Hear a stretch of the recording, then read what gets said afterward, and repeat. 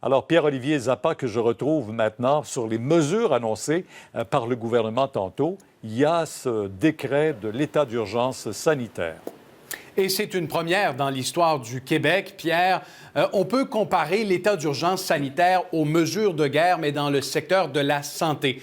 Qu'est-ce que ça veut dire concrètement? C'est que la ministre de la Santé, Danielle McCann, aura tous les pouvoirs à sa disposition pour freiner la pandémie de coronavirus. Tous les pouvoirs financiers, d'abord, avec un budget illimité pour construire de façon accélérée, par exemple, des installations sanitaires ou encore pour se procurer sans appel d'offres du matériel médical nécessaire.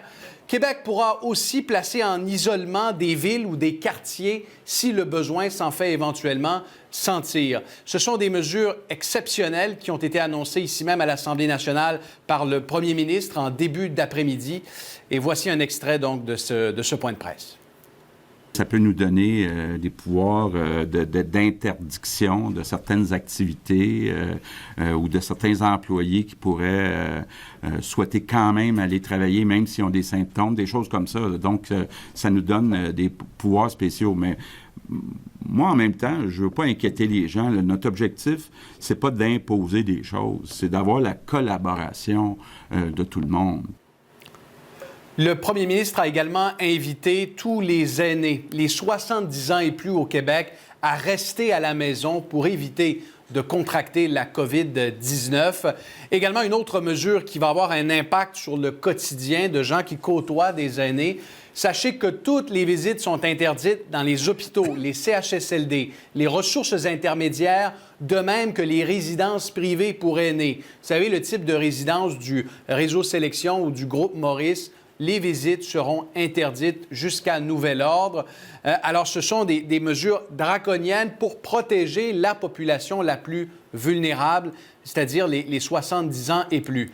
Maintenant, le gouvernement demande aussi aux Québécois de faire preuve de solidarité et d'empathie, de contacter un proche aîné, si vous avez un papa, une maman, un grand-papa ou encore un ami qui est actuellement à la maison ou dans une résidence, peut-être lui lâcher un coup de fil, lui dire que ce n'est pas une bonne idée de sortir de la maison.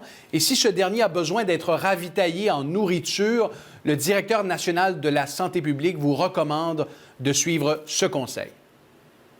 Ouvrez votre nourriture, vous cognez à la porte, votre mère ouvre la porte, votre mère s'en va un peu plus loin, vous êtes à deux mètres de distance de la personne, vous pouvez parler à 2 mètres, puis là, vous donnez la nourriture, vous la placez dans le frigidaire pour votre maman, ou en tout cas, je ne vais pas rentrer dans le détail de la scène, mais vous regardez une distance, vous ne l'embrassez pas, comme d'habitude, mais vous dites, maman, ça va-tu bien? Gars, je t'ai préparé ça, et puis on essaie de rester le temps qu'il faut, mais pas trop longtemps non plus. Et pour celles et ceux qui croient qu'on en fait trop, Pierre-Olivier, je veux juste rappeler qu'en Espagne, on vient de décréter la quarantaine pour tous les citoyens qui n'ont plus le droit de sortir, sinon pour aller travailler ou encore aller à l'épicerie. On n'en est pas là chez nous. On sait que le foyer est là-bas en Europe, mais on veut prévenir tout ça chez nous. Et dans cette prévention, on invite même les infirmières retraitées à rentrer au travail. À reprendre du service. Vous faites très bien de le mentionner, Pierre, et le gouvernement a insisté lors de ce point de presse pour dire le Québec n'est pas en train de gérer la crise de coronavirus. On est en train de vouloir la prévenir, cette crise, pour ne pas se rendre à des situations comme on les vit, que ce soit en Espagne, en Italie ou encore en France.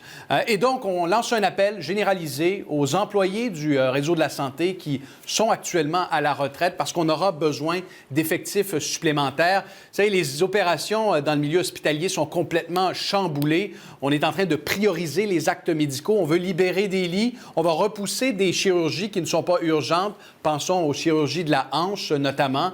Alors, la ministre de la Santé, Danielle McCann, qui invite les infirmières à la retraite, entre autres, à leur envoyer leur disponibilité. Et voici comment vous pouvez faire si vous êtes disponible. Dans votre région, il y a un établissement régional, là, le CIS ou le CIUS de votre région. Il y a un service de ressources humaines. Vous allez sur le site, vous appelez. Si vous avez un problème, appelez au ministère de la Santé et des Services sociaux. On va vous répondre. On a besoin de vous. Les Québécois en déplacement à l'étranger sont très nombreux à suivre l'actualité et les nouveaux développements. Plusieurs m'ont posé la question au cours des dernières heures, que devons-nous faire? Le premier ministre, lui, répond « Revenez à la maison le plus rapidement possible et prenez, saisissez l'opportunité pendant que les vols le permettent. Hein. Ouais. On prévoit que le nombre de vols commerciaux pourrait réduire de façon très importante au cours des prochaines heures. Alors, saisissez l'opportunité et rentrez au Québec dès que possible. » D'autres détails en terminant. 19 cliniques de dépistage seront opérationnelles à partir de lundi. La ligne téléphonique, vous voyez le numéro au bas de l'écran, on ajoute une centaine d'infirmières supplémentaires. Les lignes téléphoniques, on va passer de 1200 au total à 2000, et ce pour répondre aux inquiétudes des Québécois qui soit reviennent de voyage ou encore éprouvent des symptômes liés au coronavirus.